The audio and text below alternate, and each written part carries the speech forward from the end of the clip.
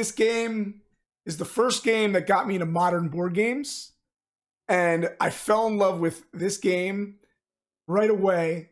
Literally after the first round we played, I looked at my friend and I was like, I love this.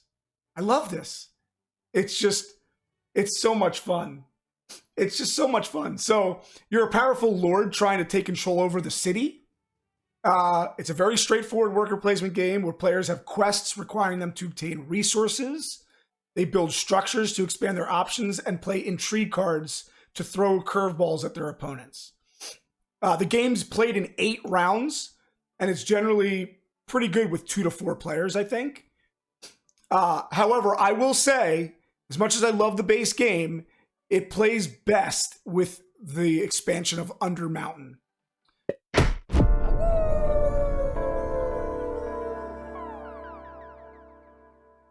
So I don't know, not everybody here knows, but I'm pretty much like a big heavy Euro gamer. I play with Snow Wolf here at home. He's a real life friend here who, we play a lot of heavy Euro games that we love. And the worker placement genre just has like a piece of my heart. I love that genre. Something about it just sings to me. So I really was excited to kind of do this. I was going to wait to do it maybe in a few weeks, but I just, based on timing things, I figured why not? Now's as good a time as any other. So, so my top 10 worker placement games, just of all time, not of this year, not of last year, just my top 10 current worker placement games. The games that I chose are basically, they have the mechanics that are the majority mechanics are worker placement. So like, I'm just gonna do this. That's how we should do this. So I wrote out a couple things here because I'm not the best with just talking about things right up on the spot like that necessarily. But keep in mind, all the pictures that I show you guys are from Board Game Geek. Okay, so all credit goes to Board Game Geek whenever you guys see any pictures here. But there's a lot of games that I'd like to put on this list, and I just couldn't, and it kind of kills me. So starting at number 10, we've got Champions of Midgard. All right, Champions of Midgard. Let's pull. Champions of Midgard is an awesome worker placement game. We've got. Oh wait, can we scroll through from here? Yeah. So Champions of Midgard. It's a Viking themed worker placement game that involves some dice. You fight trolls, draugrs, monsters, and while you're picking up resources and other warriors to aid in your battles, like. It's intense basically with all the different players you're playing with. So the dice rolling for battles can kind of add a little bit of that RNG, but I don't know. I particularly like that RNG in the game. I think it adds a little element of suspense. I think Quinn would probably agree with me. But there's also a little bit of randomness from the monsters that you're drawing, because some of the monsters are like very easy to kill and you're going to get resources from those monsters, and other monsters are not so easy. There's end game victory point cards that like you'll get throughout the game that you will help kind of guide what you're going to want to do.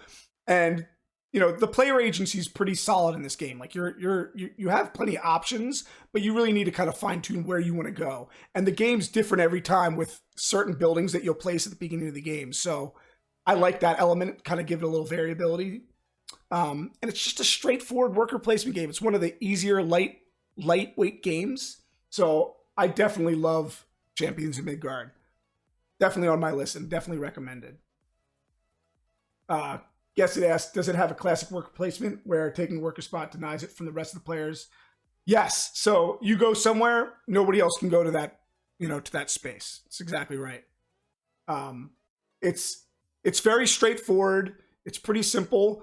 There's nothing super complicated, but their strategy is definitely involved. So love Champions of Midgard. And we can just kind of dive through some pictures here. there's an element. You have different characters that have different abilities too. So, you get like some of the characters will give you extra tokens that help mitigate, re-rolling and that kind of thing. You've got the Sage's House, which is going to give you victory points. There's runes that you can pick up, which is really kind of cool. And then the big thing is there's like, I don't think I have a picture of it here, but there's you can travel to the bottom of the board here. There's monsters, and you have to get a boat in order to cross the sea. And you need to have like the right amount of food. You need to have the right amount of guys. And you can lose guys on your journey to go fight those monsters. But they're like the big XP, the big victory point cards that you're going to want to get. It's pretty sweet. And it's a good looking game. It's very thematic. I love this game. So that's Champions of Midgard. That's my number 10. All right. We can look also. I brought up one thing that I did here. I don't want to give away my top ones. But Champs is ranked 92 overall on BGG. Not that that means everything, but I think a lot of people kind of like, I have a couple friends that are like, man, if it's not in the top 100, I don't want to play it. And I think that's silly because I have a few games near the top of my list that are not in the top 100. All right, cool. So that's number 10. Let's move on to number 9.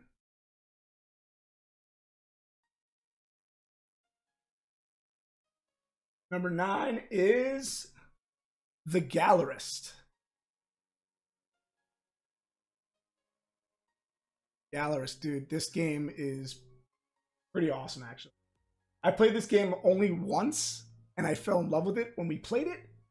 But I know how deep it is and how good it is, so I had to put it on my list. So the Gallerist, in this game, basically, you're acting as an art dealer, as an art manager, and then like as a museum curator. And throughout the game, you buy, you display, and you sell art. You're basically building your reputation within the industry. So it's not the best theme. I don't really care to necessarily sell art. I don't know who really does. But it's definitely thematic. There's no question about that. You have like these giant, you're like, you have a gallery that you're putting up all your artwork from these different artists that you're promoting. And you're basically trying to draw visitors in to visit your gallery and become the most famous gallerist in the world. Guested said, I actually love the theme for Gallerist. So I guess some people can love that theme. I don't particularly care about selling or buying art or promoting artists per se, but it's thematic. It definitely flows. Everything makes sense. Visitors in your gallery will help get you, different victory points in different ways. And you're basically exhibiting your work.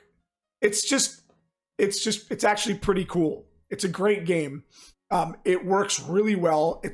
I've played 3 of Vital Lacerda's games, and this is probably the one I enjoyed the most because I just feel like the other ones are a little bit too complex. This might be the most complex worker placement game I have on my list. But it's a very chunky game. Absolutely. But I enjoyed it. I really, really, truly enjoyed it. You can see some pictures here.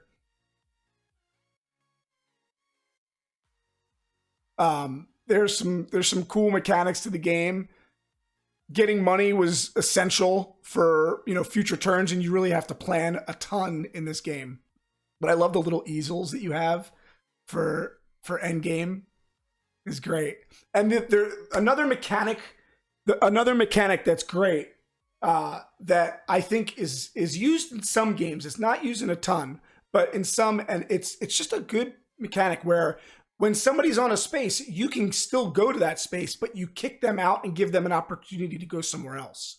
And I like that. There's definitely some good mechanic to this game. So Does it have a good solo mode? So that I did not know. Yes, that's pretty cool. I love crunchy games like this, and this one just kind of it was just right. It took us a few rounds to kind of get used to what we were doing, and understanding, you know, like, hey, here's too, to know like the to get into a flow of the game. But once we did, it was moving pretty well, and I really loved it. Like, we all loved it. Let's see. The game really is beautiful and draws you in. All the art was designed for the game, and they have the different artists in the back of the room. Oh, cool. Yeah. There's definitely some really cool features to this game. Yes. So Gesson mentioned that there's only 4 worker placement spots, but there's a crazy amount of depth to it, and it's true. There really is. I mean, Lacerda's games have an incredible amount of depth just by nature, because that's just how his games are. You can see the complexity ratings of 4.29, which is just way higher than most games you're going to be playing. But it's ranked pretty high. 55 is pretty good. And it's not, well, I mean, I guess it's already 5 years old at this point. So there it is, the Gallerist. I really do like this game, man. Did I get all these picks? I think so. Cool. Oh, you got to try it, Panzer. It's a great game, man.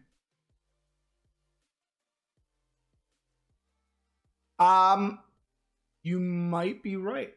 Yes, I think it might be the highest ranked game on BGG. Now, On Mars just came out not all that long ago. I think it's 2019. So I don't want to say I don't want to say that that's not going to jump ahead of it. But I liked Lisboa as well. Lisboa is also a great game of his, but On Mars was a little bit too much. As I want to try it again. I'm not going to knock On Mars because I know how good a game it is, but it's just pretty crunchy, pretty heavy, a little too heavy. So that's the Gallerist. All right, that's number 9. Should we move on to number 8? All right, let's do it. Okay, number 8. All right, number 8, here it is. We've got the Manhattan Project Energy Empire. Dude, this is a good little game. If you have not played Manhattan Project, I highly recommend it, okay? This game is a lot of fun. It plays so well with 2 players, 3 players, 4 players, 5 players. Like, I think my last game I played a 5-player game and it still played really well. But each player is in control of a nation that's like struggling for power, and players are basically building structures, they're collecting resources, and then they're tapping into their sources of energy that they got from their buildings. And it basically has a really cool worker placement feel to it, where you have not only workers as your workers for worker placement, but you have energy that you use for worker placement. So this game, dude, this game has a lot of cool features to it. Let me pull up some pictures for you guys because I think it'll help bring a good feel to the game. All right, so we got this. All right, so you have like your little player board, which throughout the game, when you're building your structures and you're doing different actions, you're going to be obtaining pollution, which is these little tokens on your board here, and you have to figure that out because you don't want pollution. Pollution you need to get rid of it in order to get victory points at the end of the game. So like each space is worth a victory point if you don't have pollution on it at the end of the game, and then different rows, columns that you have left free will also give you victory points. So that's important to maintain the integrity of your little mat and not have too much pollution on there. There's a bunch of different resources you're going to get. They're going to give you different actions. There's 6 rounds basically but you have multiple turns per round. It's until each of these stacks goes away. It's a really cool premise. It's very, very, very, very fun to play. And it has a really cool mechanic that I find is just, it's kind of unique to it. But some games do this maybe, but so anytime you want to choose a space, there's basically, I think there's 13 spaces to choose. It was 9, 12. Yes, there's 13 places to place your worker. And if somebody goes in that place, you might be like, oh God, like I really wanted to go there. Well, you still can go there. But in order to do that, you need to place the same amount of work. Like if your opponent put one worker there, you can put a worker there, but then you also have to put another worker or another energy on that space to take that action. So it's not completely knocked out. And it's a pretty sweet mechanic to have in a game because it makes you feel like, okay, sometimes it's a race to get to these certain spaces that are more powerful than other spaces. And this helps mitigate that. But the way you obtain energy in this game is through dice rolling. And dice rolling obviously adds a little RNG to the game, but it's kind of a cool, they do it tastefully. There's different dice that have different levels of energy that they'll give you, but the more powerful ones are going to give you more pollution. So there's like a nuclear one that's like, going to give you 3 energy per turn, which is great, but you're almost guaranteed getting that pollution on your mat. No, a little random can be good sometimes. Emperor, what's up, buddy? Glad you joined us, man.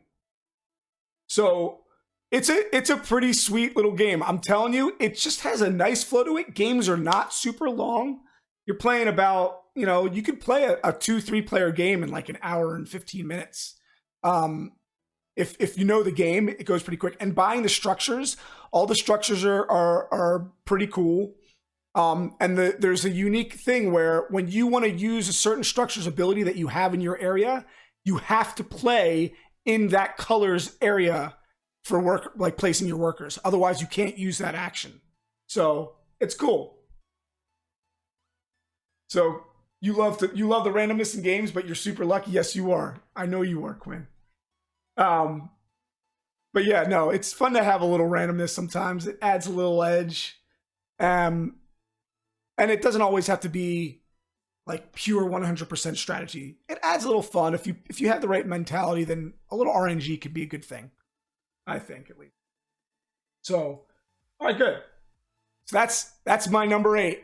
Manhattan Project Energy Empire. Love this game, dude. Excuse me. All right. Should we move on to number 7, guys? And we're gonna blow right through this, aren't we? And it's ranked 100 or 222. So it goes to show you, like, that's way up there. And the game's been out for a while, since 2016. But it's just a good game. It's actually one of the first games I actually really, when I was starting to get into heavier Euro games, this was one of the ones that I played. And then I didn't play it for a while. And when I came back to it, I was like, wow, this game really is very good. So that's Manhattan Project. Love it. All right, next one. Coming now, this one's going to be a little controversial because I think a number of you are going to think this one should be higher up on the list, but it's a great game. Okay, number 7, we've got Agricola. All right, how can you go wrong with Agricola? Hugh Rosenberg's just done such a good job with so many different games. Like, I mean, this game has been out since I think 2007, and it's still ranked in the top 30. I think it's ranked 29th on BGG. Let's look. Yep, ranked 29th on BGG. In this game, I mean, if you haven't played Agricola, it's a classic. I like to refer to Agricola as like the godfather of worker placement games. It is as pure a worker placement game as you can get. It's got some punishing feel to it in some respect, but it's great. So in Agricola, you're I like to consider it the godfather, like I said, but you have a house with a little farm, and you're collecting resources to expand both of these things in order to expand your family of workers. So it's like your family are the workers going out and collecting these resources. And it's very straightforward, but there's definitely deep complexity to this game. So I don't know how you can't love Agricola. It really still holds up very well. And there's a lot of variability with all the different card sets you can use for minor improvements and occupations. So that gives it like a long-lasting feel, you know? Like every game can be different depending on what you're getting. And the stack's pretty big. So there's a lot of cards. A lot of cards. And it's hard to wrap your brain around like maybe what to do in certain orders. So that gives it longevity, I think. Zach! Agricola! It's number 7. Number 7. Does that upset you? Yep, the cards definitely give it longevity. I agree, Guessed. Yes, so I've been told that there's very popular tournament play for this game. They have so many people that are like cult following for this game. It's incredible. But this is what I love about Agricola. It's got such great like mechanics for making your little farm and how you can expand on your animals. I know some people that are in chat who have played this game that were, you know, playing wrong with the way that they made their animals. I won't say any names. But it's a fun game. It's a lot of fun. I definitely want to get this back to the table soon. In fact, maybe this is wrong of me because I have this in my top 10 and I don't own the game.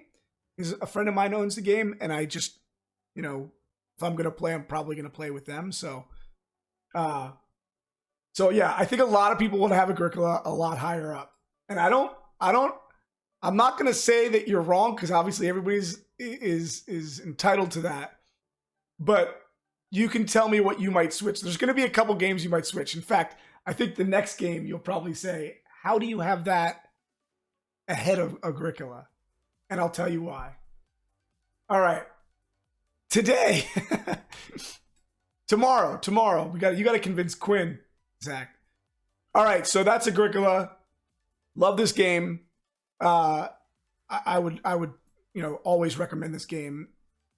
Even if you're relatively new, I think you can play this game and it'll kind of help teach you, you know, a lot of strategy for worker placement games because it forces you to do certain things. So. That's number 7, right? Number 6. All right, here comes number 6. We've got one of my favorites. Oh, this game is I just love this game. Oh, I hope you guys didn't see that. Number 6 is Lords of Waterdeep. All right, Lords of Waterdeep, guys. This game is the first game that got me into modern board games, and I fell in love with this game right away. Literally after the first round we played, I looked at my friend and I was like, I love this. I love this. It's so much fun.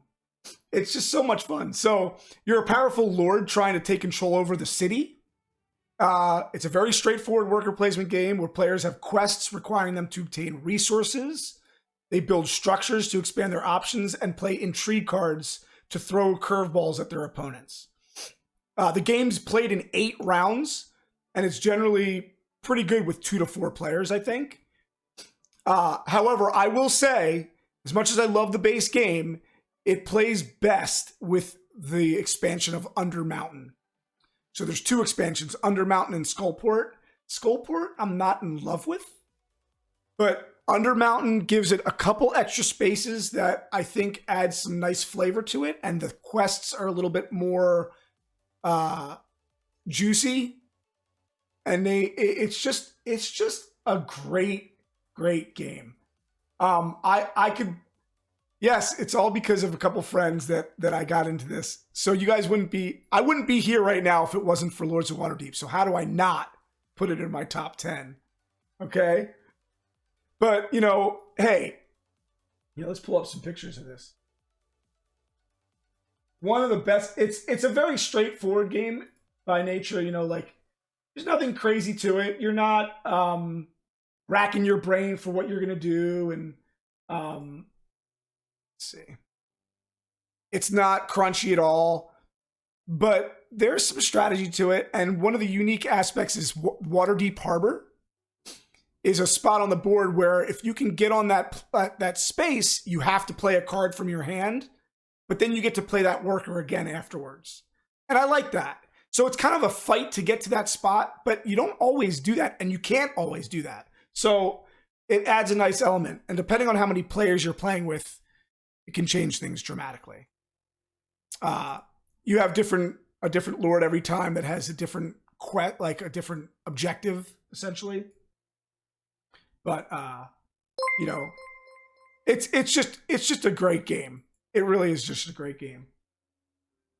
When you are a good man. Thank you, sir. I appreciate it, man. I appreciate it. Nice. It's really nice of you, buddy. All right, great. So that is Lords of Waterdeep. If you ever want to play Lords of Waterdeep with me, I actually have the app too on Steam. I'd be more than happy to play with anybody because it's just a fun game. All right, that's Lords of Waterdeep. Oh, did I mention the mandatory quests too? Mandatory quests are fun to give to your friends. Just when they think they're about to complete a quest, you give them a mandatory quest and they have to do that one first. That one's always fun. All right, so there it is. Lords of Waterdeep was number 6. Coming in at number 5, I've got Raiders of the North Sea.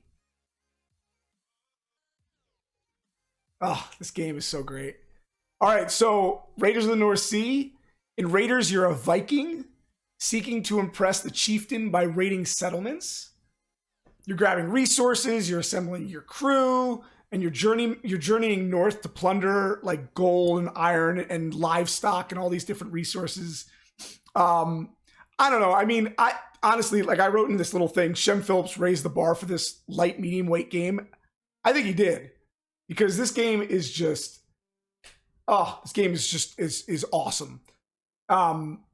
You have a really, really cool mechanic with this game where in most worker placement games, you're just placing your worker, you're getting the resource, taking the action, whatever it might be. In this one, you're placing a worker, but then you're also picking a worker up. And when you do that, you're getting both actions from those spaces, which is awesome. So you can string together some cool little combos and do some different things.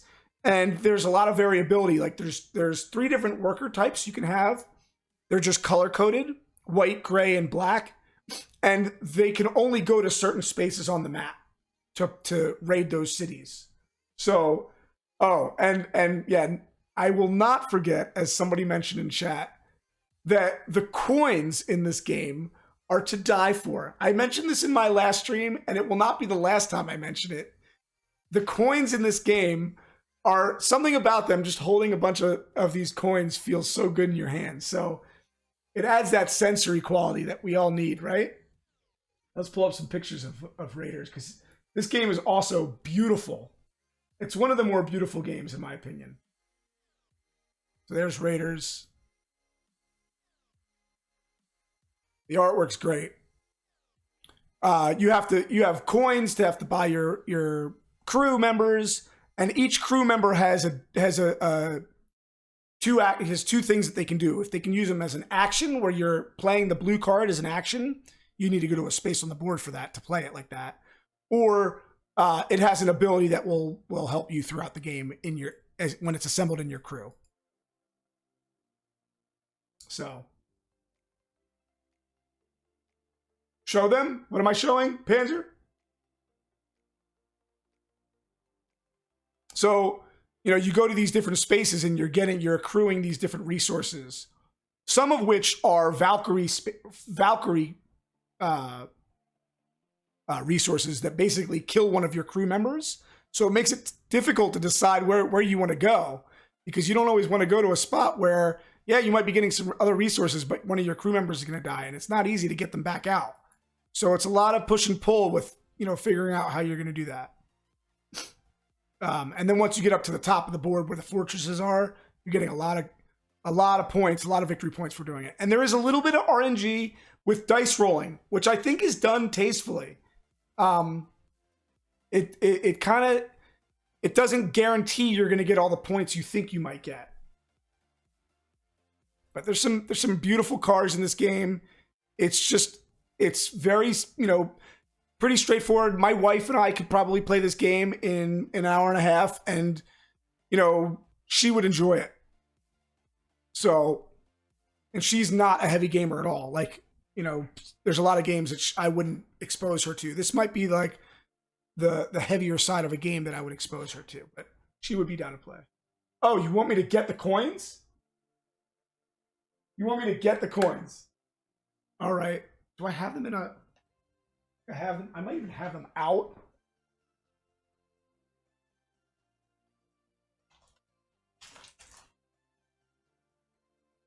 I do. I don't even have them in the thing because I use them for other games because they feel so nice. So, can you hear that? Let your inner goblin out. The treasure. Oh God, they just feel great.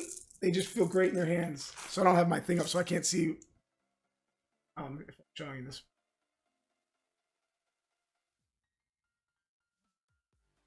Can you guys see that? Can you guys see these coins? They feel great, man. It's really the weight of them that makes them feel so nice. I mean, you can hear it. Yeah, they're great, man. I can't tell you enough. Like, there's something to be said, and maybe that's another show in the future.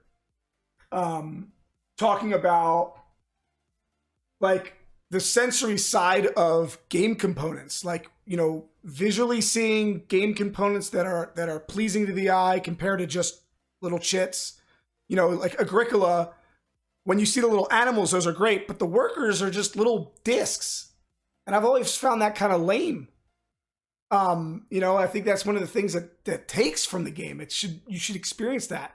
And that goes to show you, like, miniatures are really, really a big thing. They're super popular because people like to see, they like to see what's on the board and how that's it, like they can relate to it. I don't know. Dino Island is the only game I have with real coins. Okay, yeah. I've played Dino Island once, but I don't remember the coins. Yeah, they're great. Anyway, enough about the coins. Basically, this game rocks. If you get a chance to play this game, Raiders of the North Sea is incredible. As you can tell, I have it as my number 5. All right? Sweet. So, coming in, shall we go to number 4 here?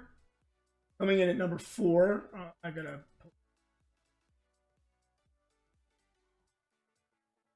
All right, this is a big one. This is a big one, guys.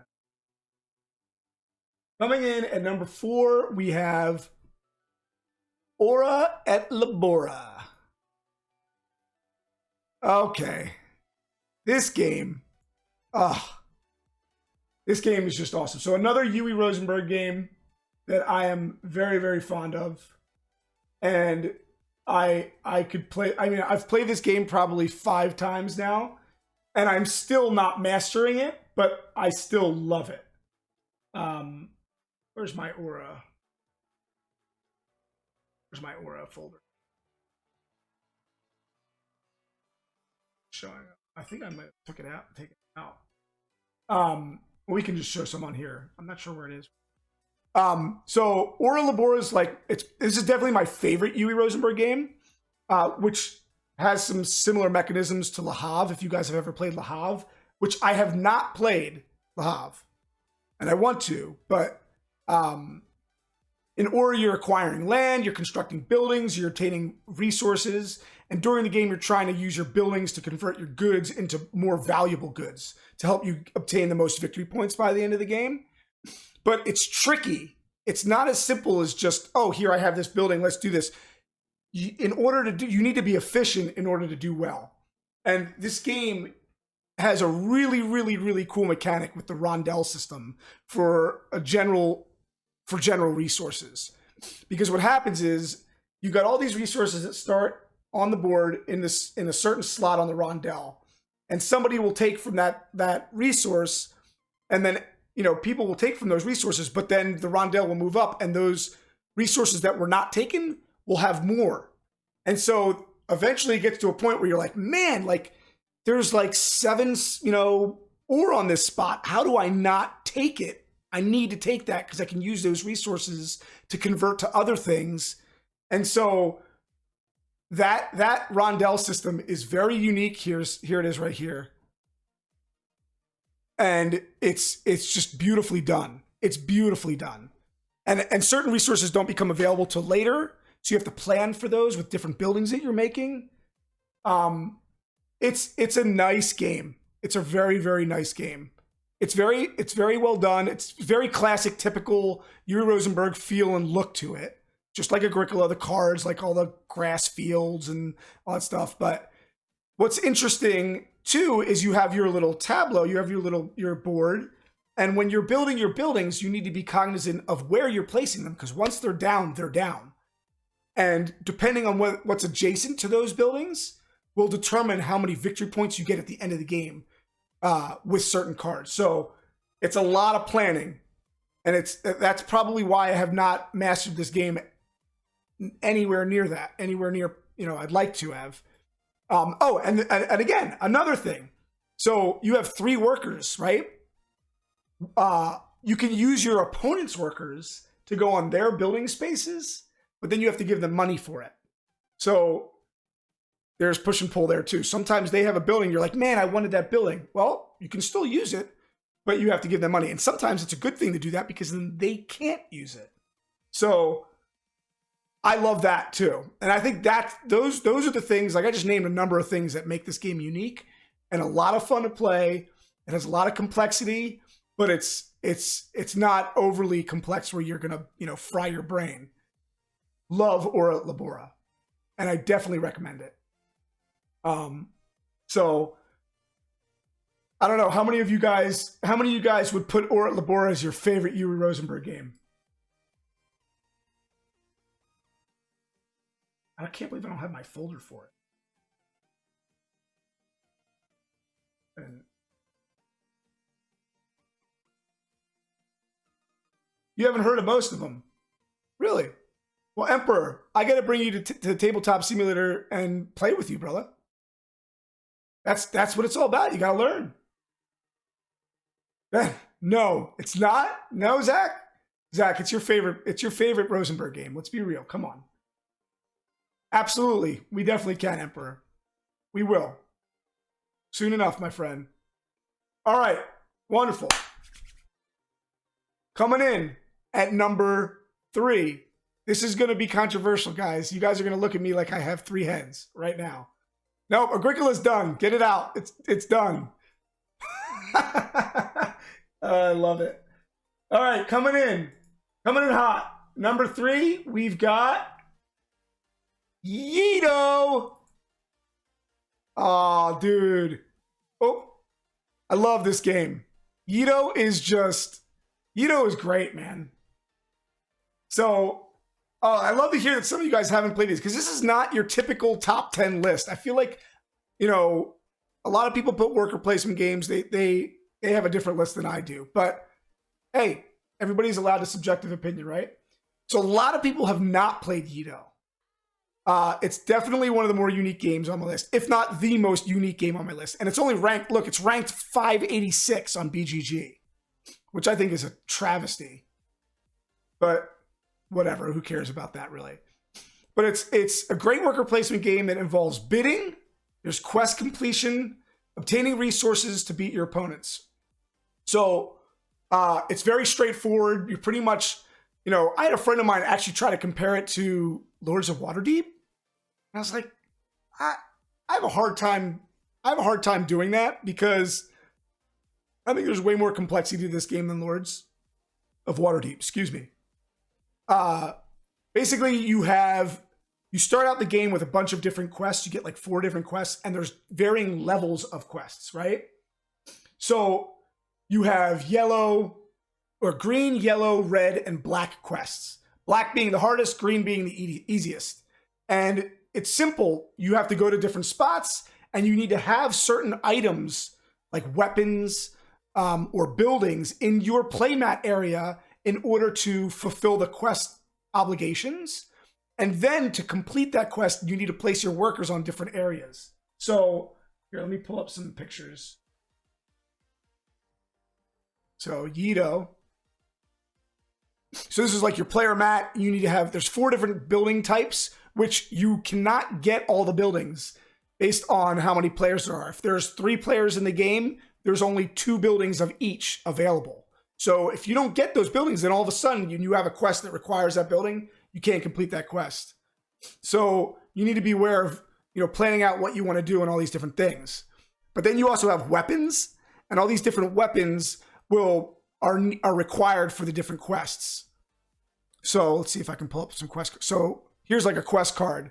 In order to play this quest card, you need to, yes, it's not as straightforward as people think it is, but you need to place your worker on this area on the board, which is, the symbol for that.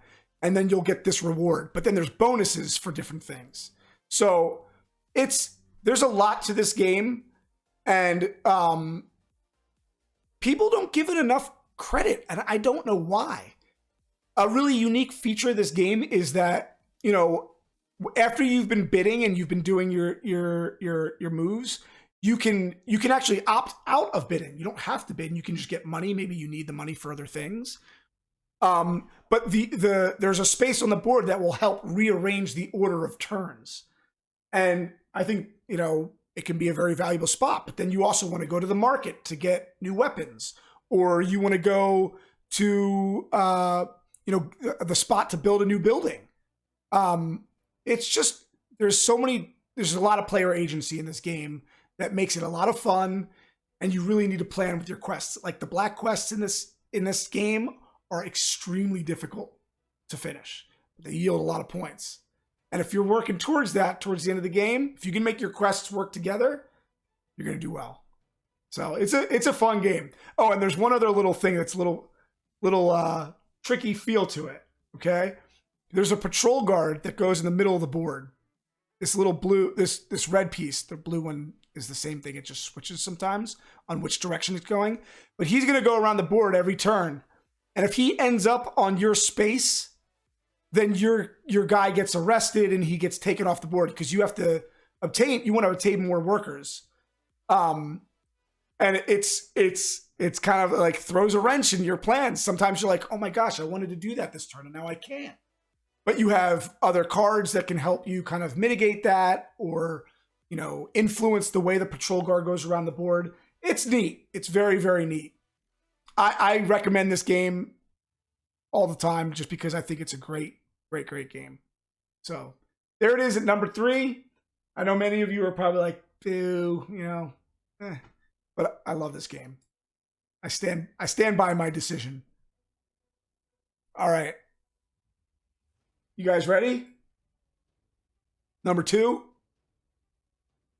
Are we going too fast? Okay. All right, number 2. Coming in hot.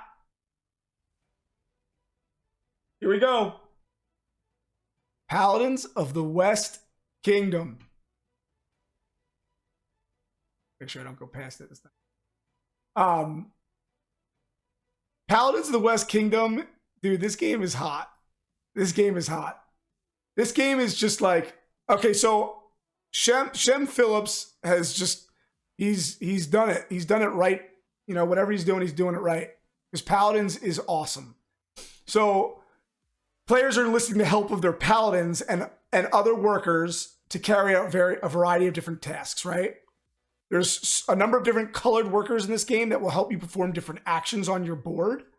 And every round you may have a different group of colored workers, making the planning essential for the game. So during the beginning of each player's turn, you're going to draw 3 different paladins from your little pile. And then you choose which one's going to go to your hand. You're going to get those workers, and it's going to help you in that way. Then you take another paladin, you put it on the top of your deck for next turn to draw. And then the other paladin goes on the bottom of your deck.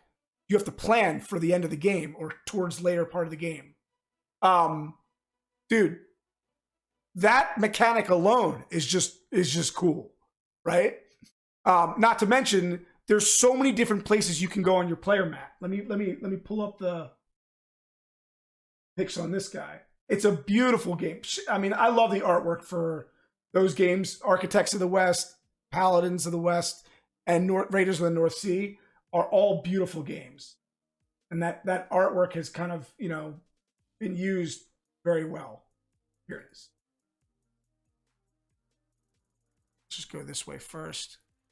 So here's your player mat, or a little glimpse of your player mat. And it looks kind of like, oh gosh, there's a lot, but it's not too bad. Basically, this central area is available for everybody else, and you're trying to take off a lot of the pieces off your board to get more resources, to get more strength in certain areas, to do different things. And it's so well done. It's so well done. I don't know how I'm like, oh, I get excited about this game because I haven't played it in a while now, and I really want to get it back to the table because it's so much fun. It's got just the right amount of complexity. It plays well with 2 players, actually. I've played it with 2 players, and it's still good. But I prefer 3, maybe 4. And it's probably my favorite Shem Phillips game.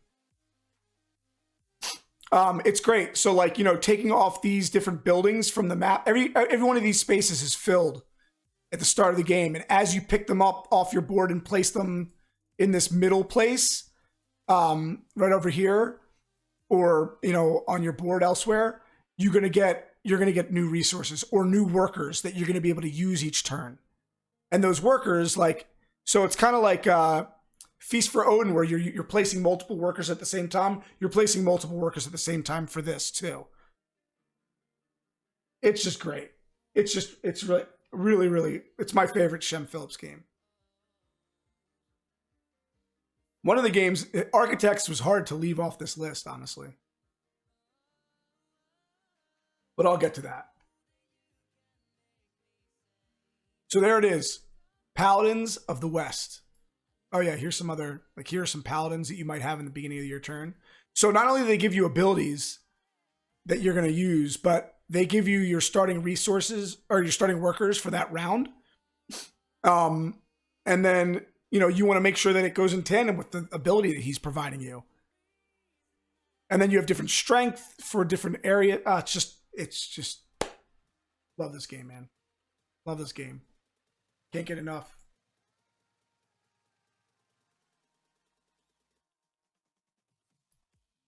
Yeah.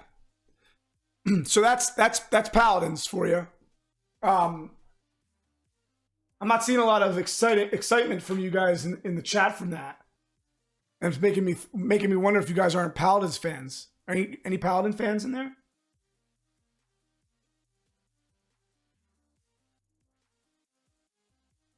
Oh, you guys are just waiting for number 1. It'll come. It'll come. Paladins, do my laundry. All right. All right, coming in at number 1.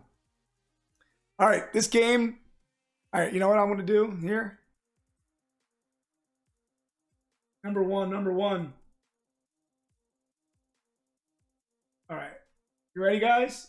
Coming in at number 1, we've got my favorite worker placement game currently. Anachrony. Oh, I love this game. Dude, Anachrony is awesome. Dude, this game is so much fun. If you haven't played this game, it's got good theme. It's got great player agency. It's got good, components to the game. When you get it, the game's, look at this box. It's like bigger than my torso. This game is awesome. It is incredible. Okay? So just as a different change of pace compared to the other games that I just talked about, I want to read how they talk about the theme in the beginning of BGG here, because I think they did a pretty decent job for it. Okay? Let me just take a drink. Almost as good as farming. So this game is ranked. Oh, I haven't been saying some of the rankings of some of the last games. I apologize, guys. So it's ranked 49th overall on BGG. Yes, the game will turn your brain to mush a little bit the first couple times you play it, and then once you get it, you're like, "Oh, it's great! It's great." So here we go. I'm gonna read this real quick. This is for the theme because the theme is great. It's not super long. So it's the late 26th century. Earth is recovering from a catastrophic explosion that exterminated the majority of the population centuries ago and made most of the surface inhabitable due to unearthly weather conditions. The surviving humans organized along four radically different ideologies called paths to rebuild the world as they see fit. They were harmony, dominance, progress, and salvation. Followers of the four paths live in a fragile peace, but in almost complete isolation next to each other.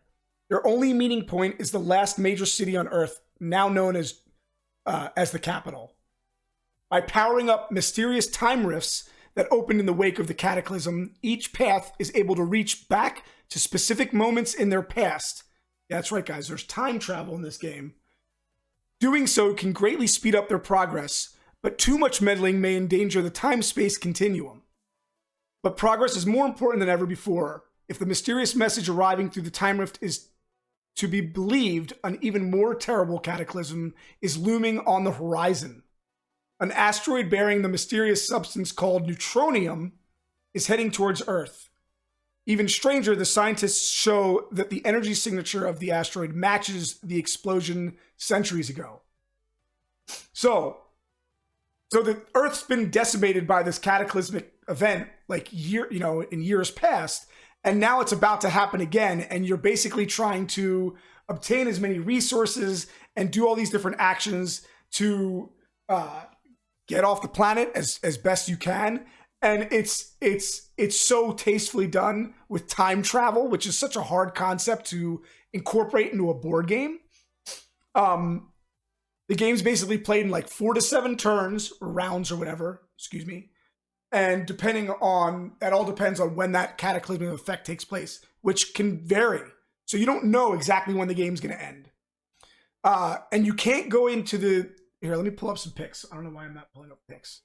You can't go out into the world without your exosuit, which you have to power up at the beginning of each one of your turns. So this looks very overbearing, that picture.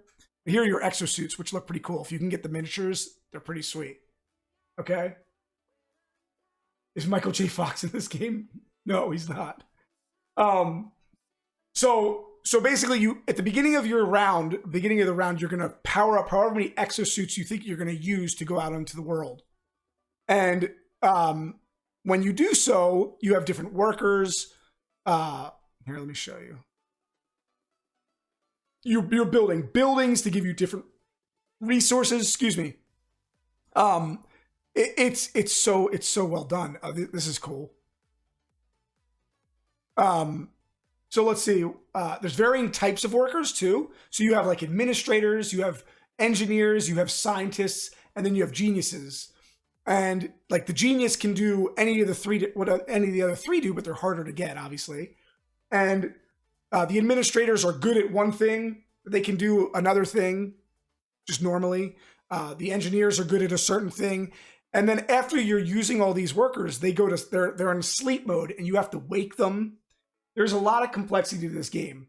But once you've played it once or twice, and you understand the mechanics and how to do it, it's fantastic. And the only gripe that I might have with this game is that their player boards, players have different player boards basically that give you different abilities to do things. And some of them, one of them particularly, is a little bit weaker than the other ones, but they're all feasible. So there it is. Guested, thank you for stopping through. I appreciate you staying, man. Good luck with your workout, and I'll catch up with you soon, buddy. Best wishes, man. So yeah, I mean, it's a fun game, man. It's really a fun game. I really hope you guys get a chance to try it. Let's see. So one of the things you're doing, you're like traveling back in time to get resources. And in order to do so, you can get resources, you can get a mech, another exosuit, you can get some workers. And when you get workers, you need to give them water, because basically them traveling through time like takes a toll on their body, so water will help like mitigate that a little bit. It's just the best. It really is the best. Quinn, I don't know how you've only played it one time. You never want to play games anymore. Bad. So there it is, folks. That's my top 10. I had a couple honorable mentions that I wanted to include. The game's great. Oh, and by the way, they're coming out. They have an expansion for this game that has been kickstarted a long time ago, and there's still, because of COVID-19, it's been delayed, I think. But I'm excited for that. So a couple honorable mentions for games that I wanted to include that I just couldn't get on the list, and maybe I'll have second thoughts later. But Yokohama is an incredible game. I think it's ranked pretty high. I wrote it down. Maybe I did. No, yeah, I didn't write it down. Yokohama is a great game. If you haven't played that, a lot of fun. I can pull that one up for you. No. Yokohama's great. Nobody talks about this game. People don't talk about this game enough. It's ranked 92. Basically, you're placing multiple meeples on the board and doing lots of different actions to get resources at the same time. And the board just looks intimidating, and I think that's why it deters people from wanting to get it. That's the honest truth. But these are all tiles that are variable for every game. Every game can be different. Hey, you got to start somewhere. No, I didn't forget viticulture. I have it right here. Viticulture's did I put that in my? No, I didn't. I could put it in my honorable mention. So that's a good game, Yokohama. I also had Architects of the West Kingdom, which I told you about. And then A Feast for Odin is another really good one. It's another Uwe Rosenberg game that I love. There you go, Quinn. Viticulture. You need the essential edition for Viticulture, and when we did have that, it is a very good game, and I might actually put it on my top 10, but I don't know. It's like on the cusp. Feast for Odin. Wow, look at the rank for this game. So this is a very popular game. 23. Stock, what's up, brother? Glad you're joining us, man. It has to be a top 10. What's up, bro? Yeah, man, dude, Feast for Odin's fantastic. However, again, this is another game that I think requires the expansion. Because when we played it, it felt like it was lacking something. I love the concept of placing multiple guys per turn to do different things. That's awesome. But it felt like it was lacking something. I didn't know where I was in the game, how I was doing at all until the last point when we were tallying up the points. And I don't think a game should be like that. Am I wrong for that? How do you guys feel about a game that doesn't show you how you're doing throughout the game?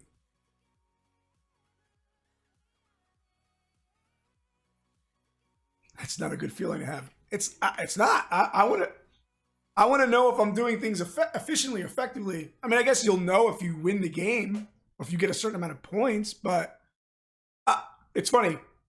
So Zach the other day mentioned to me that he doesn't like the puzzle piece fitting for all the pieces you're putting on your board. I think that was my favorite part of the game. That was my favorite part. I haven't tried it with the expansion. I'm going to have to. Yeah, so I want to try it with the expansion because apparently it kind of fixes a lot of things in the game to make it feel a little bit cleaner. It balances it out, whatever it may be. I don't know. I don't know. But it's dude, it's a monster game. I'm glad I own it because I do want to play it again, but I just need to get the expansion.